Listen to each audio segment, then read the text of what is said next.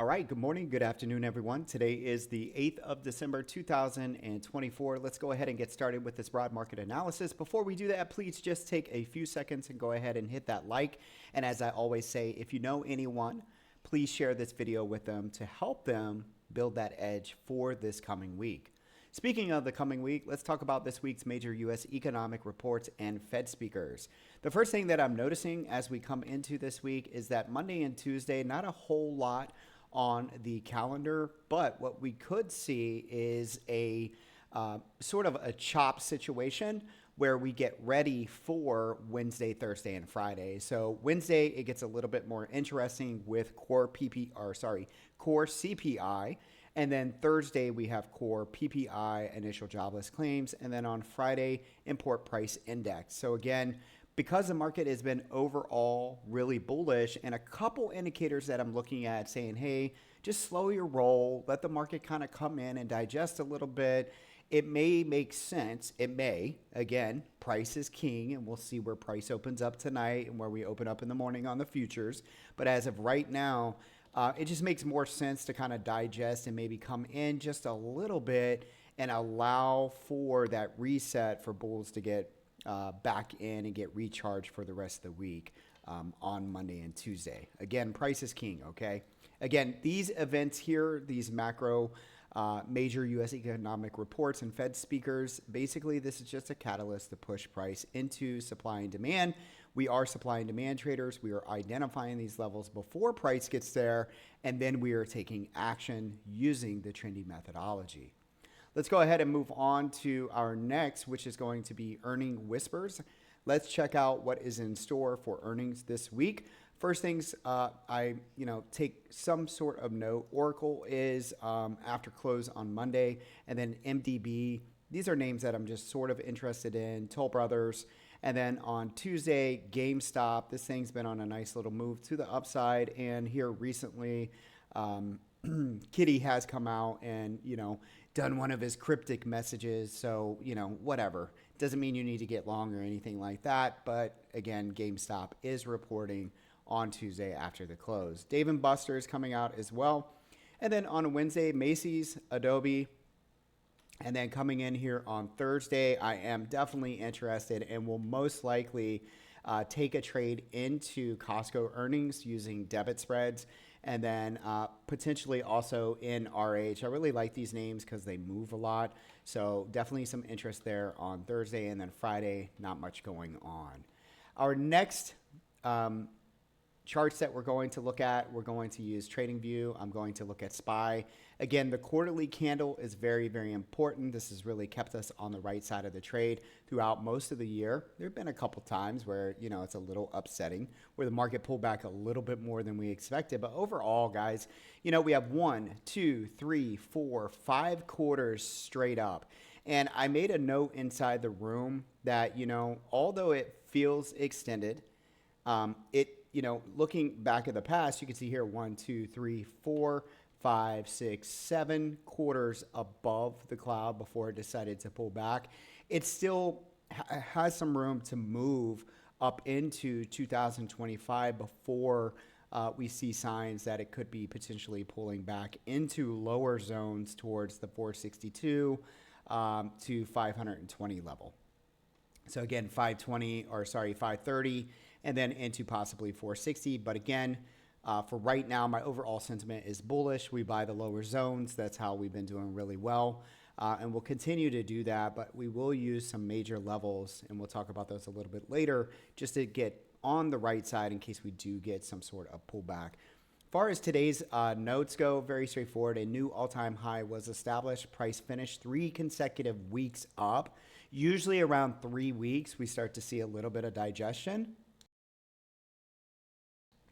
Support of the 3 weeks up is $599. Our next upper target is 610, 614, and then 620. The bull channel has moved up slightly, and the reason the bull channel is right here.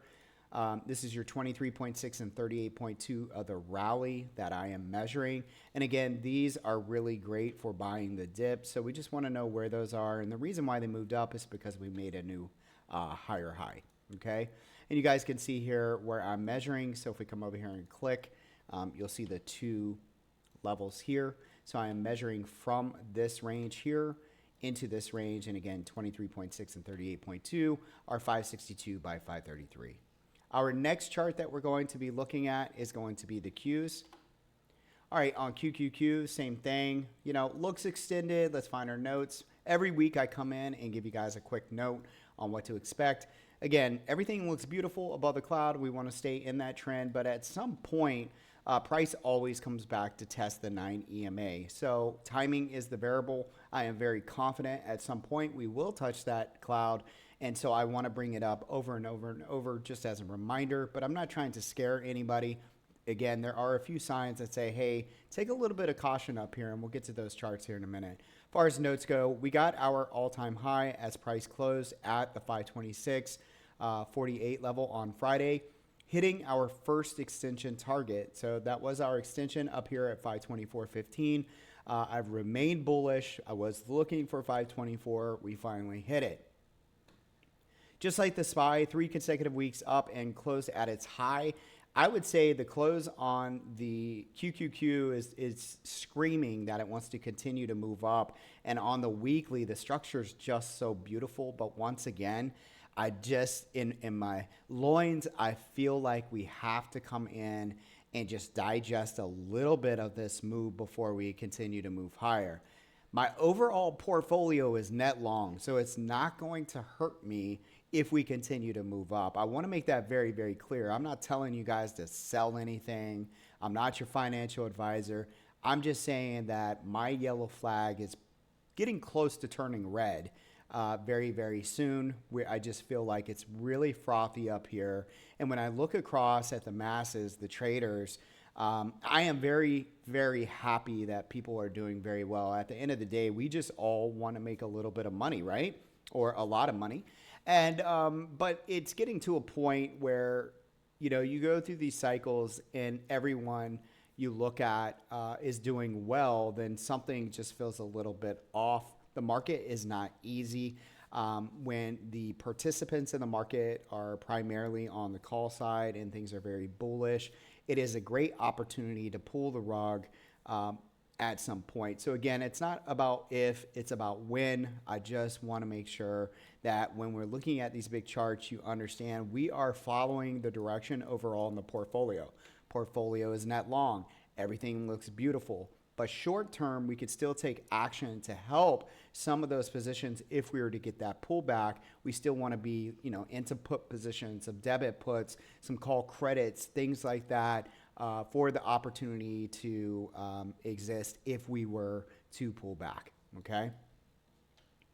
So this is a super bullish sign when the Qs on the daily close pretty much at their highs on Friday. Your immediate support is 521.5 by 516. If we were to come down there, I would expect buyers to show up. The daily formation closed as an inside and up formation. That's the structure that we teach. And so you guys know what that means. That means typically we are looking for more momentum to the upside. Our next upper target is 537. Sure, we are only trading at 526, so that's a good $11 to the upside. So there are some levels between there, but as far as the quarterly is concerned, as long as that support holds at 521 by 516, I am looking for price to push up into 537. Again, this level would be a great level for me to kind of reset and feel a little bit better to continue that move to the upside. Let's go ahead and move into our next charts that we want to take a look at. And that is going to be the dollar. So the DXY, we want to look at this on a weekly, not a quarterly. All right, so we're going to come over here. We're going to notice that price did hit the supply zone. So a couple weeks ago, I let you know, hey, it hit the distal portion of the supply zone. We got the rejection just like I was looking for. This is a supply zone. We look for price to break down. Notice that this past week we did break down. We didn't quite come into the demand zone. What I would say is as long as the dollar stays under 107.5, that I do believe we're going to come down here and test 104. So if the dollar, I'm going to give you a scenario, if the dollar looks really strong and it starts to move up, then I'm hoping that Monday and Tuesday we kind of get that reset that I'm looking for. And then by Wednesday, when CPI comes in, we start to see the market move right back up. And then the dollar, basically the dollar would come up Monday and Tuesday, not make a high. So make sure you set an alert right here, because if it makes a high, that's a different story. If we come up here and do not make the high, and then Wednesday, we start to see it trickle down again. And then perhaps by Friday, it's in the demand zone. So this would be the scenario that I'm looking for. Again, price is king. Just have your levels, understand what they are. If for some reason I'm wrong, say Monday and Tuesday continues to be super bullish in the market and the dollar starts to drop, then what this would mean for me is that things are sort of reversed. Instead of us pulling back, going sideways to down and getting ready for Wednesday, perhaps what really happens is that the market, the dollar drops into the demand zone by the time the econ data comes out. Econ data is not good. Market then falls because the dollar has come into a demand zone and then pushes to the upside. And then we start to see that rollover in the market. Okay.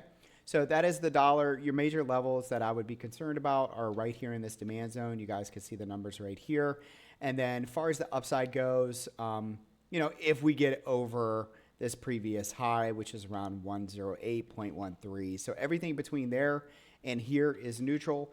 Take caution if we drop down into the demand zone here, because I expect the dollar to go bid. And then I would expect the market to pull back. And on the bullish note inside the market, if the dollar continues to fall here, you're bullish until the dollar hits about into this area. Okay. Next chart that I want to be looking at is the TNX, or the 10-year treasury. Let's go ahead and take a look there. Also on the weekly, we got the rejection just like we were looking for at the 618. As far as this is concerned, let this be your line in the sand going forward for this week, which is 4.14. We start to break underneath that. There's a little bit of gap fill here, but I am expecting the 10-year treasury to break down and continue to move back towards the threes. Okay, so back into here. So if it moves up kind of like the dollar, be cautious. I wouldn't be worried about this though, unless it gets over 4.471. So your major levels going into this week, again, 4.14 and 4.47. And you guys can see we close here at 4.15 as of Friday. Next chart that I'm going to be looking at is the skew. You guys always know I beat this thing over and over into everybody's heads. This is a beautiful chart of the skew. We reached an all-time high that I've ever seen in the skew, saying, hey, this is extreme levels. We expect to pull back within 30 to 90 days. And I really mean that. So again, timing is the variable. It is an election year. We could continue to rip up into, February, March timeframe. And perhaps we see skews hit levels we've never seen before. And when I say never seen before, like I always have shown you, if you go back since the inception of the skew, it's always been that when the skew pretty much comes into this area, you want to be looking to buy puts. And anytime the skew comes into this area, you want to be looking to buy calls. Well, this past year and a half, the skew made its own, levels and said, hey, as long as we stay in here, I want you to be a little cautious as we move through here, okay, right through this level. And anytime we come down to here, I want you to be buying calls. So risk on, risk off, and we're staying in this really tight range. And the reason why I came up with this is because years ago, we did the same thing back in 2021, and a lot of traders had a hard time stepping on the gas. And I was one of them because I was being coached, and, also it just didn't feel right to get extremely long, but the market just kept proving over and over that it could, wear people out, whether you're on the bull side or the bear side. It was just difficult. So I said, I don't want to be stuck feeling and thinking that way again. And so we jumped on it very quickly. I jumped on it very quickly. I understood the levels. And again, this is how we've approached it this year. You want to be long down towards here and just be cautious up here. And it's not until things break down 2 weeks consistently underneath this red line that I'll start to be super fearful, I guess you could say, or risk off. So just know that. And I think this plays out for the rest of the year inside of this box. So we just trade it accordingly. Okay. So right now The skew is at 168. It is at an extreme level. I would expect the market to pull back. But again, conditions just seem to be really stubborn. And so, just trade the trend, understand it on the big picture. Things are extended a little bit on the small picture, small time frames. We are buying at demand zones on smaller time frames, and it's working really well. But at some point, the music will die. And when it dies, I just want to make sure that I'm prepared. And so again, I want to make sure that when I'm teaching, you understand why I feel the need to kind of raise that yellow flag, if you will. All right. Let's go ahead and move down. We're going to go into the fear and greed index. The fear and greed, believe it or not, dropped 13 points. I'm a little confused by this. And every once in a while, 2 to 3 times a year, I get confused. We're not going into earnings season per se. The market was really bullish this past week, and yet the greed index went left instead of right. I actually thought I would wake up this morning and see that we maybe tipped the scale over here to the extreme greed side. Now, as far as this is concerned, you can see what they use in order to come up with this. And they actually have a video, I think, on this site that tells you exactly why they do the things they do.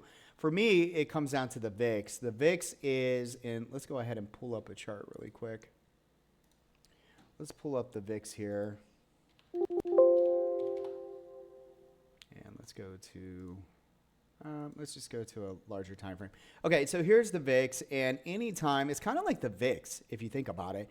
If you notice, and you just study, right in here, it's not if, it's when. It always is. Notice these huge spikes out of here, okay? Huge spikes. This means volatility comes into the market, and typically that volatility comes from fear in the market. Well, we're dipping our toes in that possible volatility zone, if you will, where we could see a spike in volatility. So it's all kind of lining up, all right? But because the VIX is dropping, I think the fear is sort of pulling out of the market. It's almost like, it's just like the skew, and it's like everything in trading. They're euphoric at the wrong times, and they send fear into demand. So in this case, feels euphoric. The fear and greed index is at neutral again. The market, when I say the market, I'm talking primarily about the SPY, the Qs, the Dow Jones are sitting at all-time highs, and yet, there's a lot of divergence between the EMA and price itself.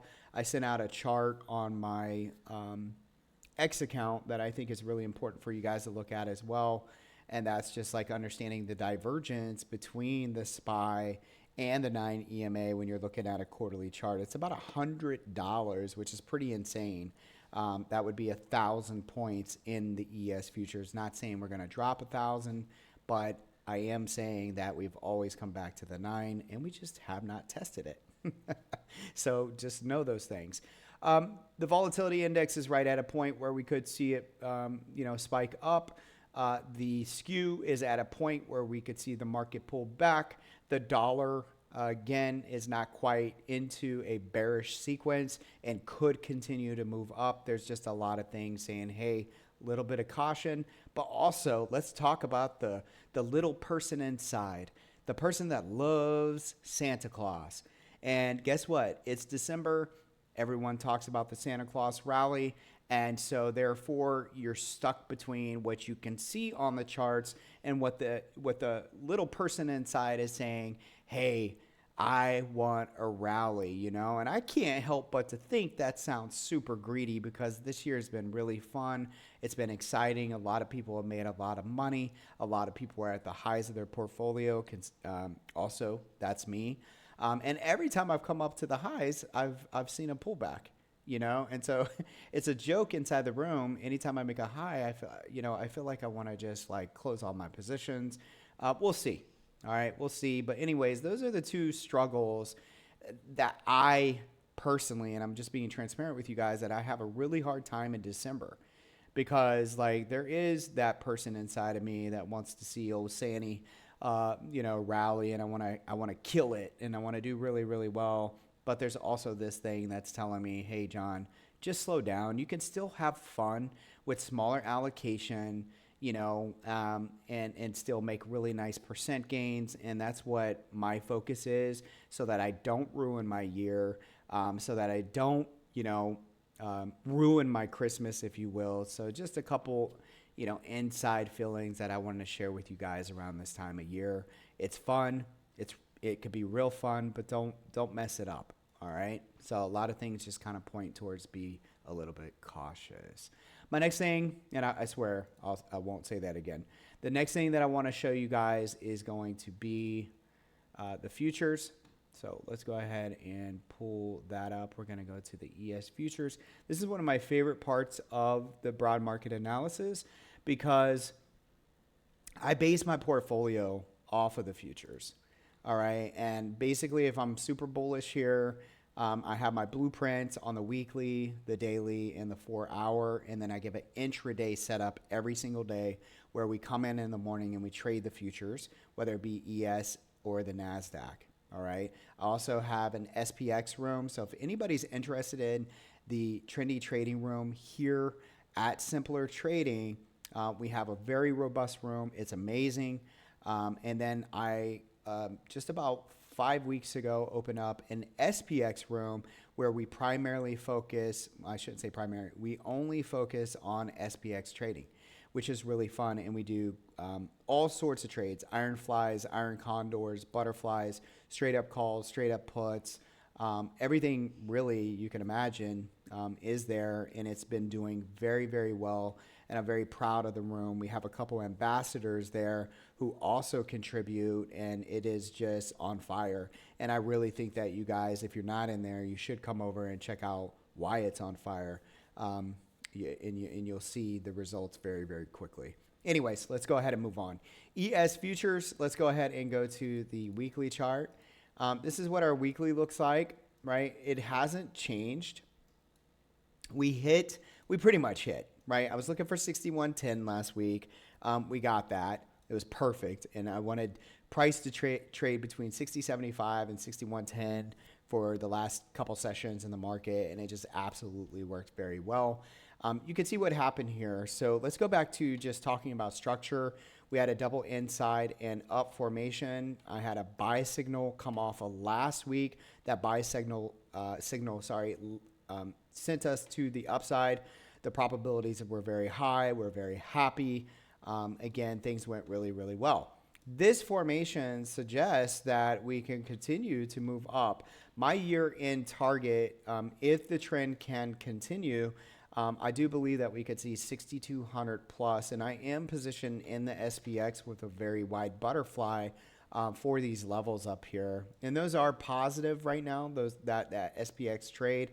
And again, this was a very inexpensive trade to take advantage of the possibility of the move up if we don't get that big reset or a reset that I was looking for. And even on a small reset, this level can still be hit, and I could possibly add into my position for the upside. As far as this week is concerned, looking at a weekly chart, we're going to zoom in here. This 9 EMA is really, really important.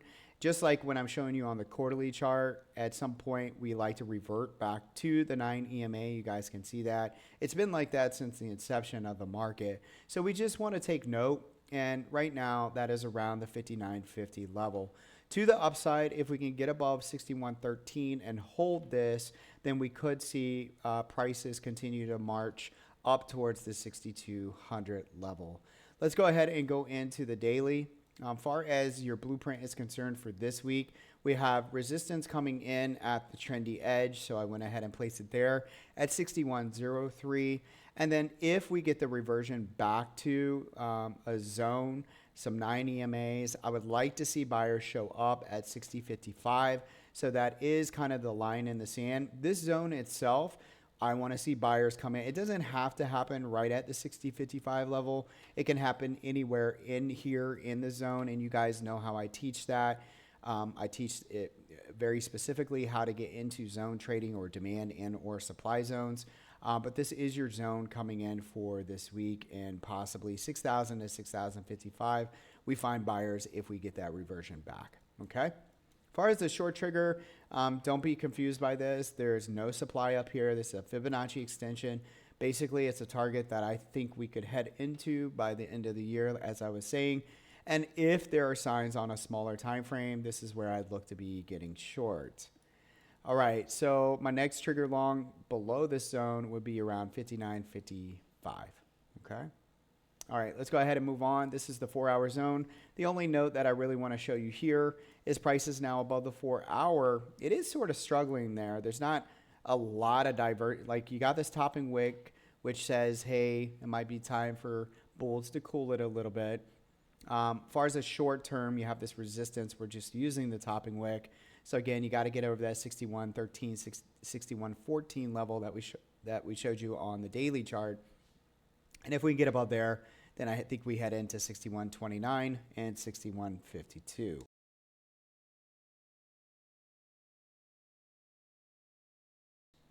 If we start to break under the 9 EMA, take temporary short-term caution. So again, I love to be long above this 4-hour 9 EMA cloud, but once things start to break down and stay inside here, that's where, from a short-term perspective, you want to be cautious on this 4-hour chart. Okay. As far as the zone is concerned here, 60.72 by 60.41 on the 4-hour. Let's go ahead and go into the Nasdaq now.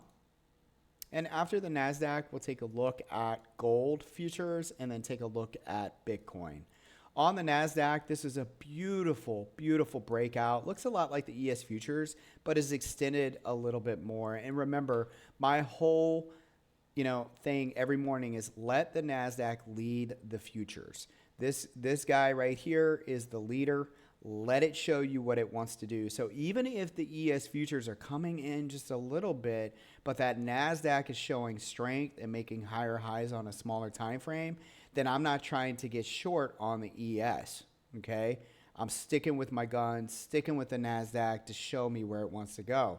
And this guy really closed up on its highs this past week. We got the buy signal. Remember, on the ES futures, I had the buy signal last week, and it worked out really well. Well, this past week, I got the buy signal here. Again, I would like to see a little bit of a reset Monday and Tuesday, come in a little bit, and then watch this take over, and then we continue to the upside, okay? Anyways, bullish channel, 21.15. You guys can see I have levels here, 21.37. If we come into there, I'd like to see buyers. And if we break down below there, I'd like to see buyers down here at 28.89. That is on a weekly chart. Over here, resistance, I basically used your daily edge or the high of the Nasdaq futures. So this is your resistance. We did build an inside and up formation here. We also got a buy signal here on the daily. So we got one on the weekly, we got one on the daily, and you guys can see here, not all signals work. All right. I'm not saying it's going to be 100%, but the trendy buy signals work really, really well, especially on these high time frames. And so the idea is that it will continue to move to the upside. My trigger short is at 22,079, but again, only if the small time frame suggests I should get short, will I short. This is just a level using Fibonacci extension. As far as trigger longs, you guys can see there's some confluence here on the 9 EMA and the first trigger. And then down here, we have a zone at 21,070. As far as the 4 hours concerned, I don't have a resistance level, but you could put one just basically right here at the high like we did on the daily. As far as the zone on the smaller time frame, 21,000 to say 500 by 21,320. This is where I'd expect first tier of buyers for a relief bounce. And if that doesn't hold, then I would like to get a little bit longer into this level here. Okay. All right. So next chart that I want to look at, and this is for reference, just for teaching. You guys know I show proof of concept almost every single day. So we know that the system works very, very well. Gold futures, I gave you this chart in advance. So this is the beautiful thing about supply and demand. I gave this chart far in advance. We knew exactly what to do. Our traders went short here. They covered here in the zone. I had this buy the dip, and again, this was weeks and weeks ago. You bought the dip. It worked perfectly. It came up to supply zone. It pulled back. It came back into the zone. It found buyers. And right now it's just kind of struggling.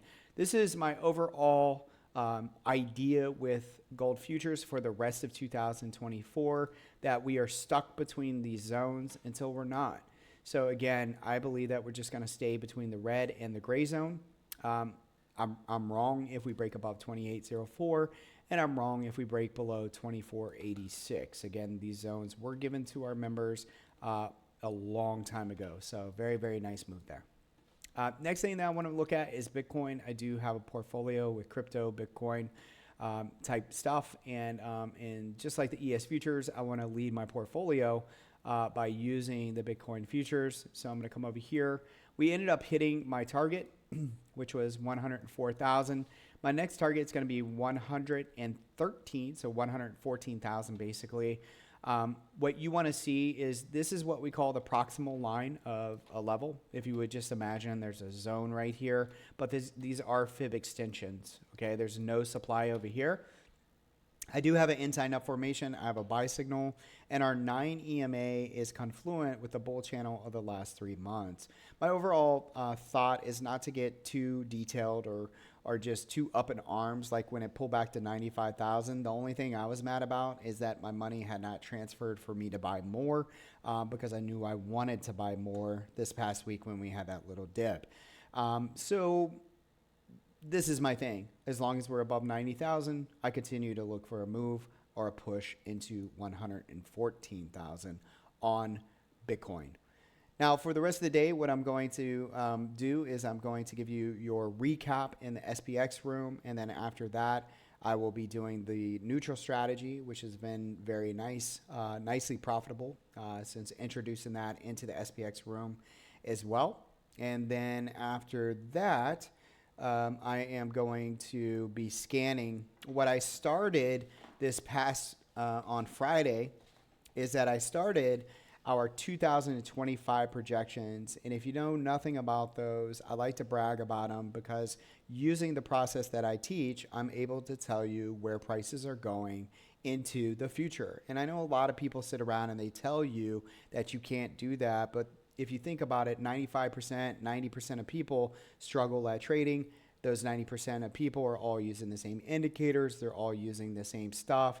And basically, if you do that, what is your edge in the market? In my opinion, supply and demand, my very highly convicted opinion is that supply and demand is the best tool to use in trading. It doesn't mean that you shouldn't stop using some of the indicators that you're using or anything like that. It's just a great tool to add to your overall strategy. And if you don't use it, you'll be absolutely shocked what you've been missing for so long. I mean, at the end of the day, we have thousands of people that agree. So I hope that you take the time. If you're not here and you want to learn more, please learn about supply and demand. We have some great specials here at Simpler. Matter of fact, I believe we have a 30% off coupon at the moment for various different classes and so forth. Just call our support line if you have any questions. I really appreciate you all. I hope you like this broad market analysis. I can't wait to trade with you tomorrow morning. Have an amazing day.